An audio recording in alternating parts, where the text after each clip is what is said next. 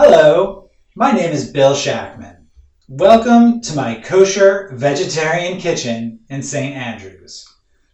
Many Jews keep a strict set of dietary laws about what they can and cannot eat. These laws are called Kashrut.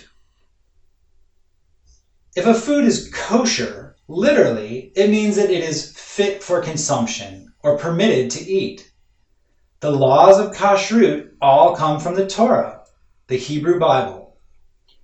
Over the centuries, the rabbis, Jewish teachers and scholars, interpreted these laws to help us understand how to apply them. The Torah teaches us that we are only meant to eat the meat of certain animals. To be considered kosher, a land animal must chew its cud and have split hooves. Can you think of some animals that eat grass and have a hoof with a split down the middle?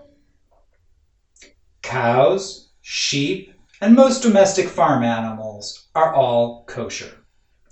The Torah specifically mentions pigs as an example of an animal that is not kosher. The pig has a split hoof, but does not chew its cud. Many people know that pork, bacon, and ham are not kosher, and most Jews avoid these foods. Fish are kosher only if they have both fins and scales. Can you think of some fish that have both fins and scales? Salmon, cod, and haddock are all good examples of kosher fish. Shellfish, such as shrimp, lobster, or crabs, are all forbidden. The Torah also has a list of all the birds that are kosher. They include most poultry, like chicken, but all birds of prey are forbidden.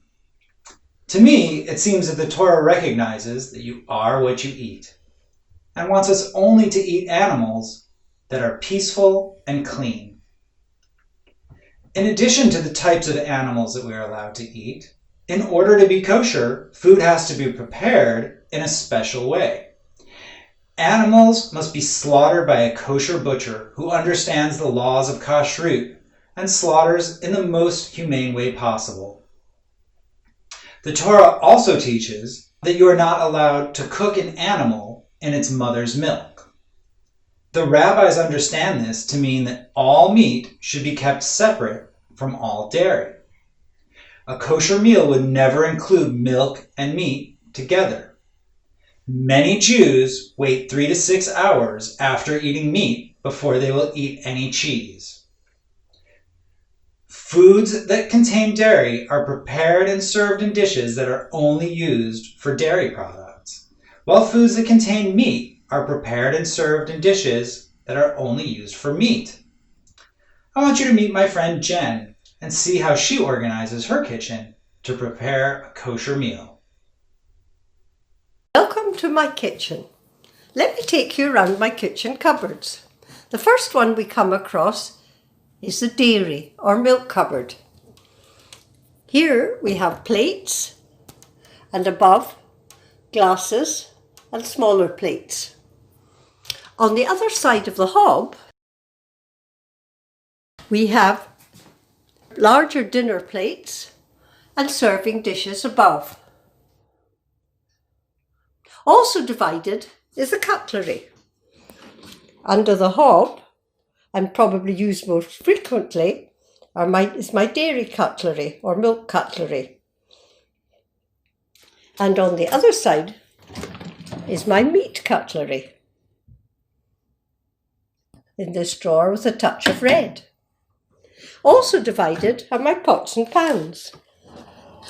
These pots and pans are all for milk or dairy produce. Below is a drawer with a touch of red, with red Tupperwares and dishes that are used only for meat. I also have in the kitchen red and blue tea towels. please join me for a meat meal. The table is laid, not with tea knives and side plates, because we don't have bread and butter.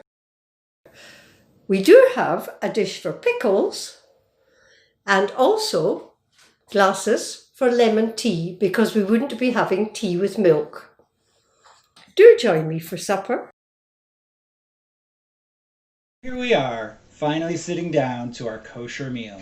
Tonight, my family is having noodles with stir-fried vegetables, which is parv, or neutral, like vegan. It contains neither meat nor milk, so it can be prepared on either set of dishes.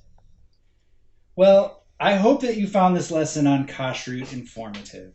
Even if you don't keep kosher, I hope it encourages you to think about what's in the food you eat.